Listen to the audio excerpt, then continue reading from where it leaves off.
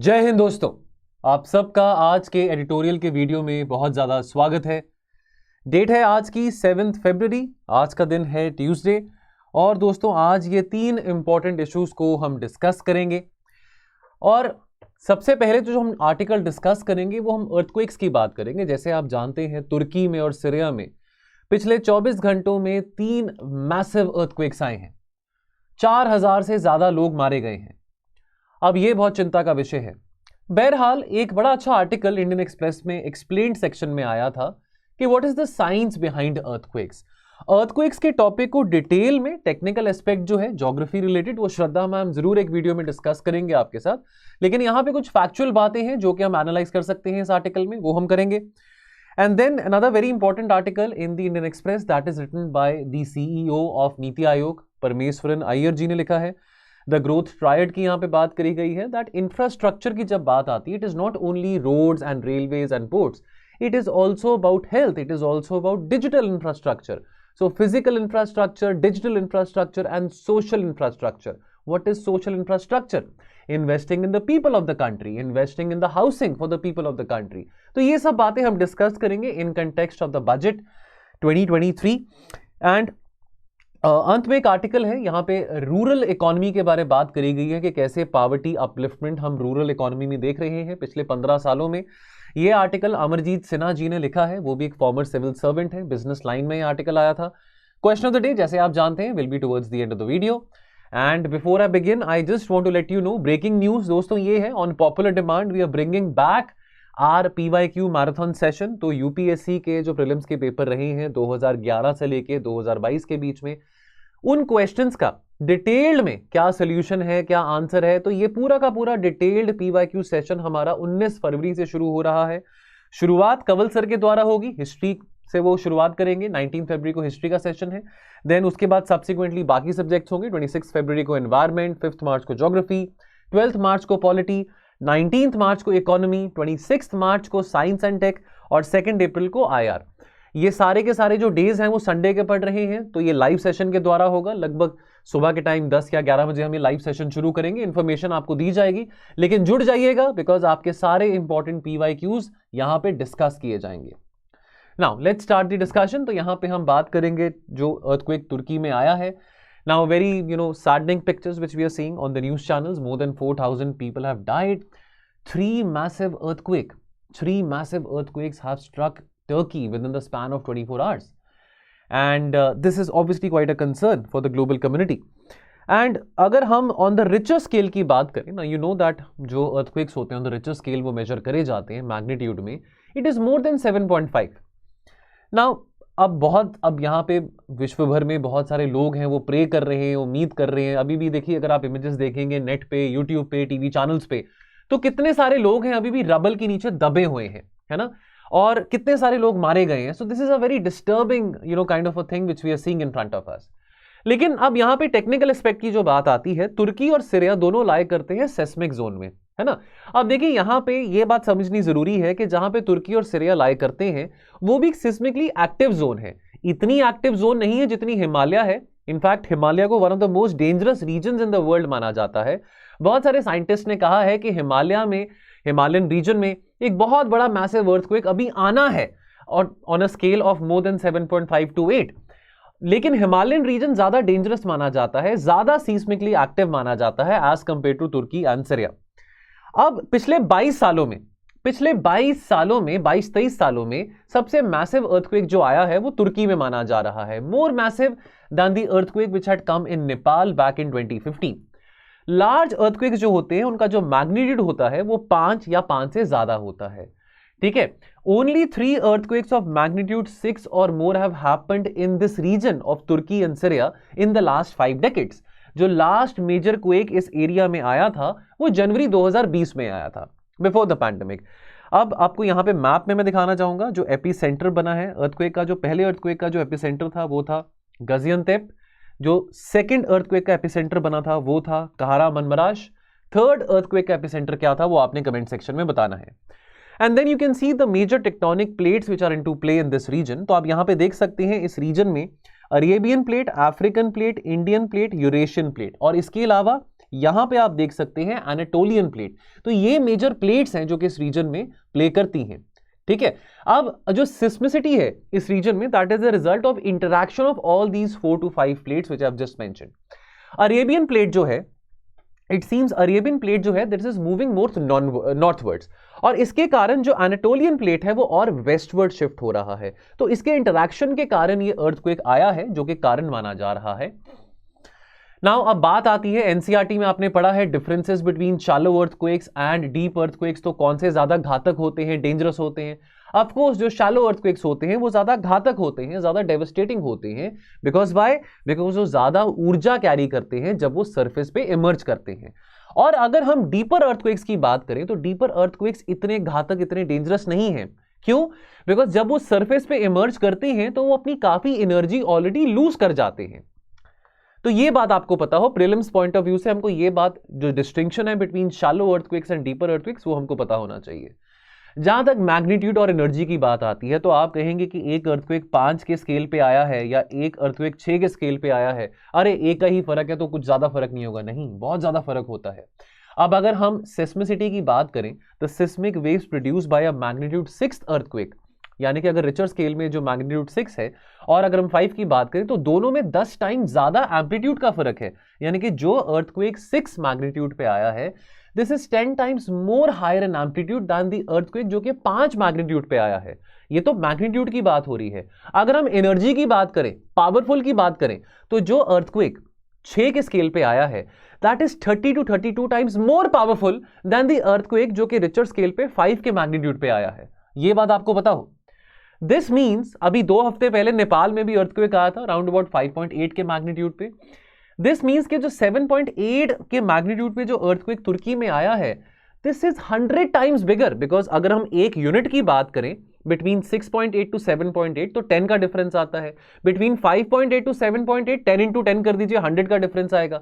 तो magnitude scale में 100 times bigger in amplitude. लेकिन अगर हम एनर्जी की बात करें तो जो अर्थक्वेक 5.8 के मैग्नीट्यूड में नेपाल में आया था और जो अर्थक्वेक 7.8 के मैग्नीट्यूड में तुर्की में आया है, एनर्जी डिफरेंस की बात करें तो जो तुर्की में जो अर्थक्वेक आया है that is more than 1000 times more powerful than the earthquake which struck in Nepal 2 weeks back. अब हमारे पास बहुत सारी टेक्नोलॉजीज हैं। हम साइक्लोन फोरकास्टिंग कर सकते हैं, सुनामी फोरकास्टिंग कर सकते हैं।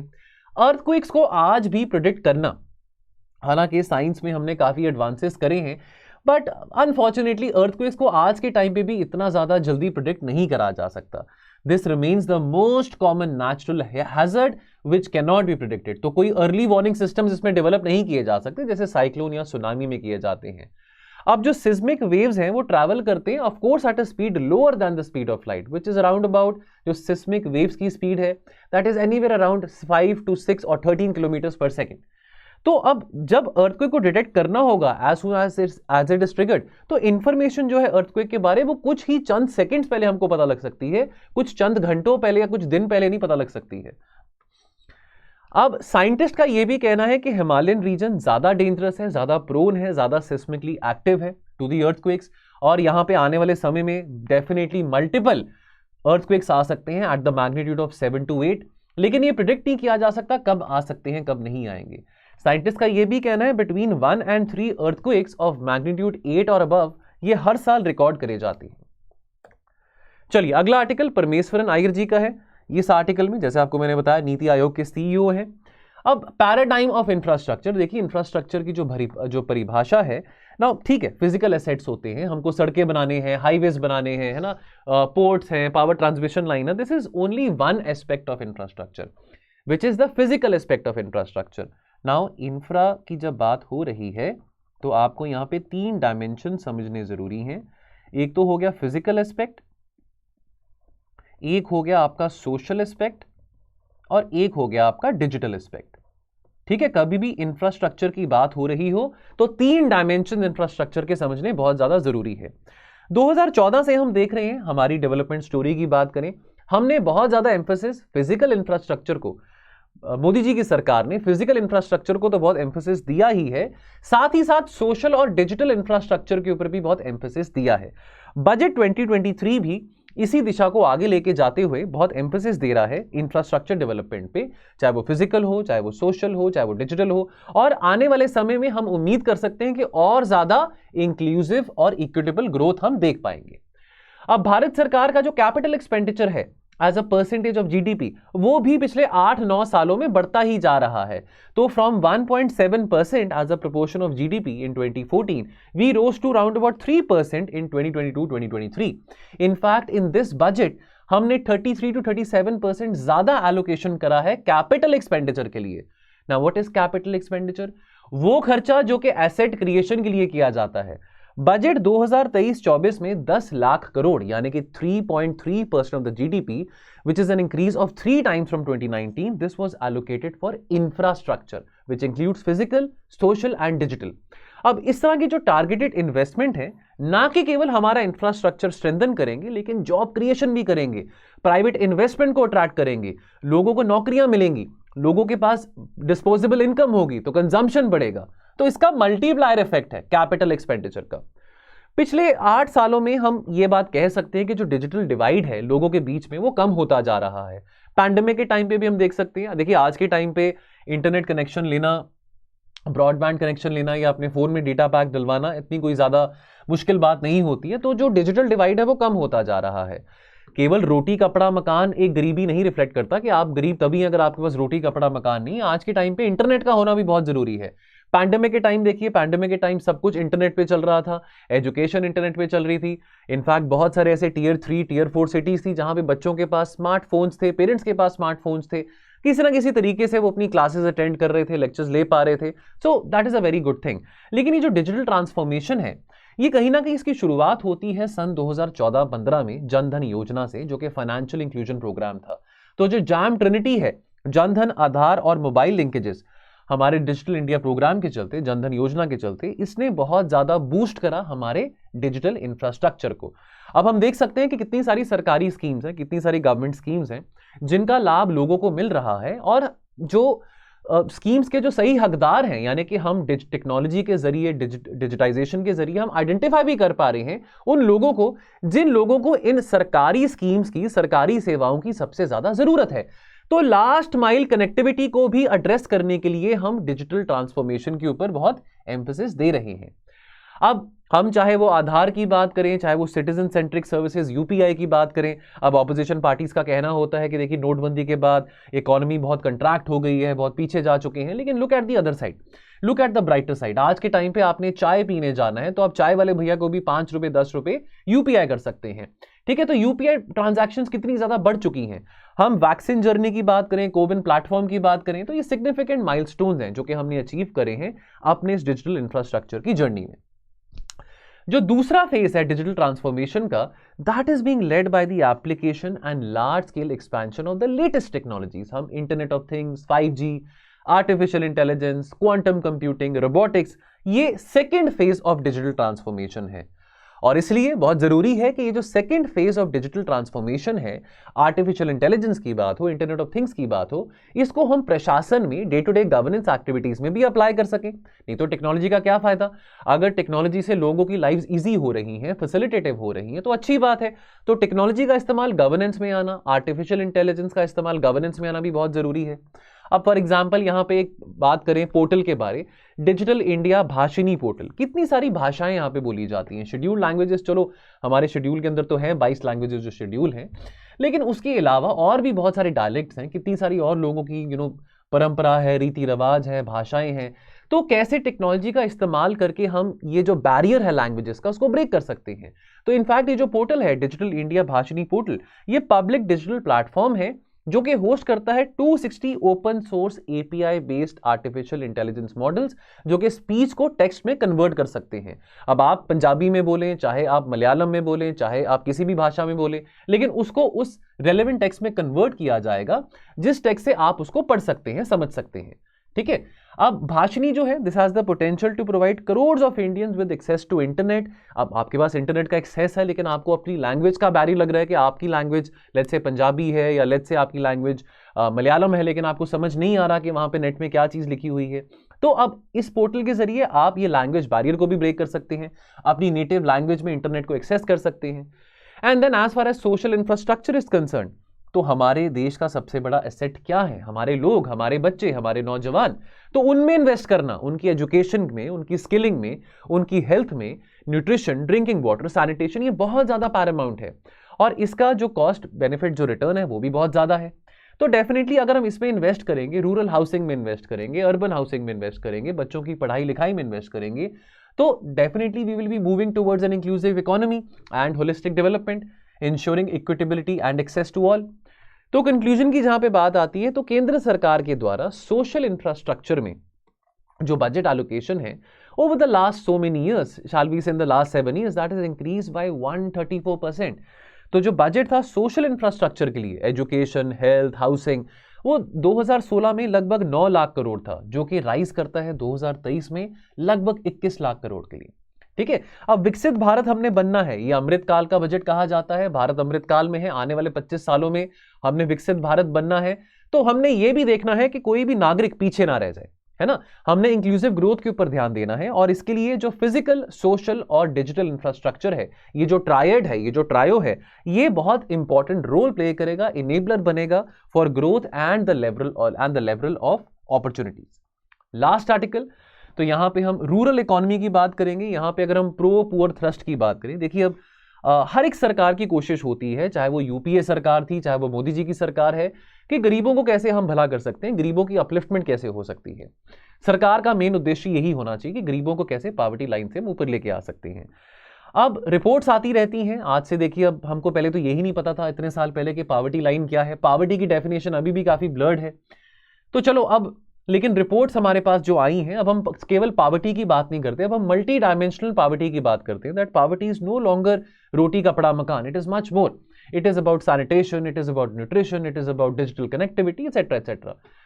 यूएनडीपी की जो multi dimensional poverty index report है 2022 में, तो आपको पता हो कि multi dimensional poverty index report UNDP के द्वारा पब्लिश करी जाती है।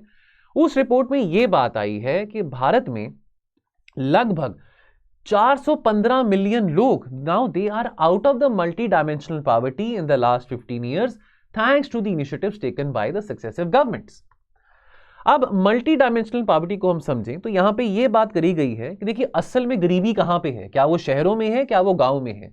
हम अक्सर ये बात कहते हैं कि यहाँ पे दो तरह के इंडिया में दो तरह के इंडियाज आते हैं, भारत जो कि रूरल एरियाज में और इंडिया जो कि अर्बन एरियाज में। अब जो रूरल एरियाज में जो पॉवर्टी है वो कहीं ज्यादा है, लेकिन इंटरेस्टिंगली रूरल एरियाज में सबसे ज्यादा तेजी से रिडक्शन देखा हमने मल्टी डायमेंशनल पॉवर्टी इंडेक्स में। तो जो डेप्रिवेशंस हैं सैनिटेशन में, कुकिंग फ्यूल में, हाउसिंग में, that fell most from 2015, 2016 to 2019 and 2021 thanks to the schemes undertaken by the government of India, right. लेकिन उसके बावजूद भी अभी भी बहुत सारा काम है जो किया जा सकता है। वाई? बिकॉज पैंडेमिक के बाद बहुत सारे ऐसे लोग थे रूरल एरियाज में खास करके जो कि और ज्यादा पॉवर्टी के डायरेक्शन में अब ड्रिफ्ट हो चुके हैं। तो जो एफर्ट्स भारत सरकार के द्वारा करी गई थी, चाहे वो स्वच्छ भारत अभियान हो, चाहे वो एलपीजी सिलेंडर्स प्रोवाइड करने की बात हो, चाहे वो बिजली प्रोवाइड करने की बात हो, वो कोशिशों पे भारत सरकार को आगे भी काम करना पड़ेगा। और अब ये देखना पड़ेगा कि जो लोग रह गए हैं और जो लोग अभी फिर पॉवर्टी के तादाद में आ गए हैं, उनको कैसे बाहर निकाला जा सकता है। तो कैसे ट्रांसफॉर्म करा जा सकता है लाइव्स और लाइवलीहुड्स को of the deprived in the context of the real rural today. तो देखिए यहां पे वुमेन एम्पावरमेंट की जहां पे बात आती है तो लगभग 8 मिलियन यानी कि 80 लाख सेल्फ हेल्प ग्रुप्स हैं औरतों के, जिसमें लगभग 8 से 9 करोड़ औरतें हैं। अब इनको कितना सारा कैपिटल देके इनको एम्पावर किया जा सकता है, ये अपने एंटरप्राइजेस खड़े कर सकते हैं। हम स्टैंड अप इंडिया की बात करते हैं, औरतों को मौका दिया जा सकता है वो एंटरप्रेन्योरल स्पिरिट अनलीश कर सकें, एंटरप्राइजेस बना सकें। इसके लिए ऑब्वियसली उनमें इन्वेस्ट करना पड़ेगा, ह्यूमन डेवलपमेंट में इन्वेस्ट करना पड़ेगा, उनको और क्रेडिट देना पड़ेगा, राइट। सस्टेनेबल तरीके से उनको ऑफकोर्स एक लाइवलीहुड अपॉर्चुनिटी भी प्रोवाइड करनी पड़ेगी। साथ ही साथ जब हम पंचायत की बात करते हैं, हम रूरल गवर्नेंस की बात करते हैं, सो वी नो दैट अगर हम सारी पंचायत की बात करें, so around about 3.3 million elected leaders of the local government, इनमें से लगभग 40 से 45% जो लीडर्स हैं, जो सरपंच हैं, वो औरतें हैं। थैंक्स टू दी अगर हम बात करें यहाँ पे रिजर्वेशन दी जाती है, 1/3 रिजर्वेशन जो है रूरल बॉडीज में वो औरतों को दी जाती है। So out of the 33 lakhs elected leaders of the local government, more than 40% of these are women. That is itself very transformational. Now आपको ये भी पता है कि 11th शेड्यूल के चलते जो हमारी पंचायत हैं उनको 29 सब्जेक्ट्स दिए जाते हैं। 11th शेड्यूल में 29 सब्जेक्ट्स इनलिस्टेड है फॉर दी पंचायत। लेकिन अब बात यहां पे क्या आती, वही डिबेट जो हम पहले डिस्कस करते आ रहे थे कि पैसे यहां तक नहीं पहुंचते हैं। केंद्र सरकार कहता है कि जी हमने तो पैसे जो हैं पंचायत के लिए वो तो हमने एलोकेट करे हुए हैं, राज्य सरकारें आगे पंचायत को और म्यूनिसिपैलिटीज को पैसे नहीं पहुंचा रहे हैं। अब ये एक गैप है, इस गैप को एड्रेस करना बहुत जरूरी है अगर हमने रूरल एरियाज में से लोगों को मल्टी डायमेंशनल पॉवर्टी से बाहर निकालना है। ठीक है, तो यहां पे जो 29 सब्जेक्ट्स हैं, आई एम श्योर आपने ये सब्जेक्ट्स पढ़े होंगे। 29 सब्जेक्ट्स कौन से आते हैं 11th शेड्यूल में, ये यहां पे मेंशन्ड है। और ये जो 29 सब्जेक्ट्स हैं they have been integrated with the sustainable development goals as well.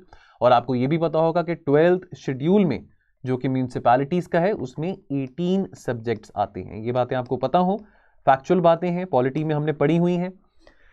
उसके बाद अब इसको रिस्पॉन्सिबिलिटी लेने के लिए कि कैसे हमने रूरल इकोनॉमी को ट्रांसफॉर्म करना है, तो ये जो 29 सेक्टर्स हैं अब बहुत जरूरी रहेगा कि लोकल गवर्नमेंट्स और जो राज्य सरकारें हैं वो अच्छी तरह से तालमेल कर सकें, अच्छी तरह से यहाँ पे इनको फंडिंग प्रोवाइड हो सके, ताकि ये अपना जो लोग हैं यहाँ पे जो पॉवर्टी इंडेक्स में लाए करते हैं उनको बाहर निकाला जा सके।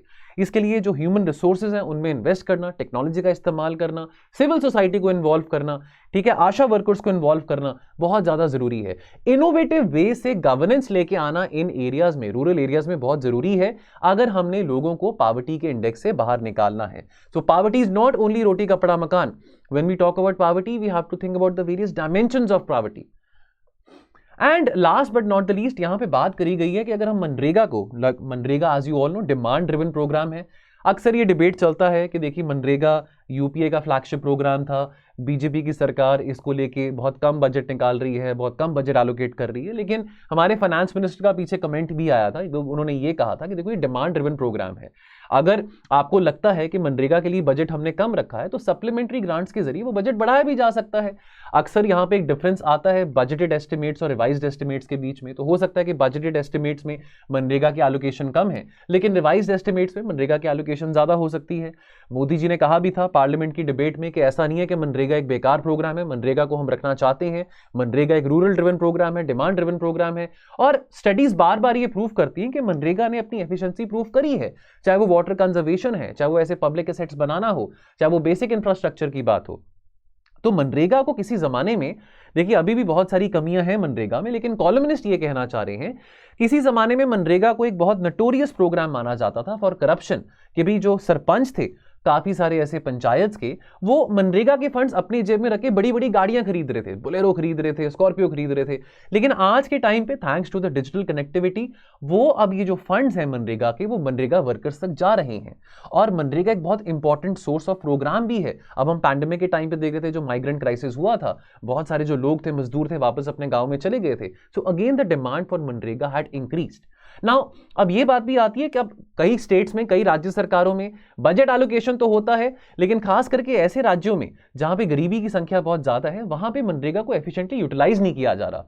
और हम ये भी देखते हैं कि कुछ डेवलप्ड राज्य हैं, केरल की बात हो, महाराष्ट्र की बात हो, तमिलनाडु की बात हो, वहां पे मनरेगा को और अच्छी तरीके से यूटिलाइज किया जा रहा है।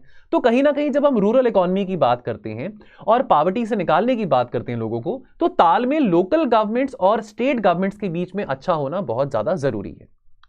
Now, question of the day: if resources are available to panchayats, the real rural can reverse poverty and disease. Comment करना है आपने 150 वर्ड्स में, what do you understand by the real rural? आप चाहें तो कमेंट सेक्शन में भी बता सकते हैं, आप चाहें तो अपने आंसर में भी एड्रेस कर सकते हैं दैट रियल रूरल का मतलब आपके हिसाब से क्या है। इस आंसर को आप पोस्ट कर सकते हैं हमारे टेलीग्राम ग्रुप में, editorials with beans answer writing. यहाँ पे शाम को 6 बजे best answer, model answer pin किया जाता है। और अगर आप इस ग्रुप का हिस्सा बनना चाहते हैं तो आप अभी वीडियो देख ही रहे हैं, तो आप अभी डिस्क्रिप्शन बॉक्स में जाएंगे तो आपको ये टेलीग्राम चैनल का लिंक दिखाई देगा, क्लिक करेंगे तो आपको हमारे टेलीग्राम चैनल के टुवर्ड्स रीडायरेक्ट किया जाएगा। सो दोस्तों, ये था आज का एनालिसिस। बाकी हम मिलेंगे कल और चर्चा के साथ और एनालिसिस के साथ। आप अपना ध्यान रखें और पढ़ते रहें। Thank you so much. जय हिंद।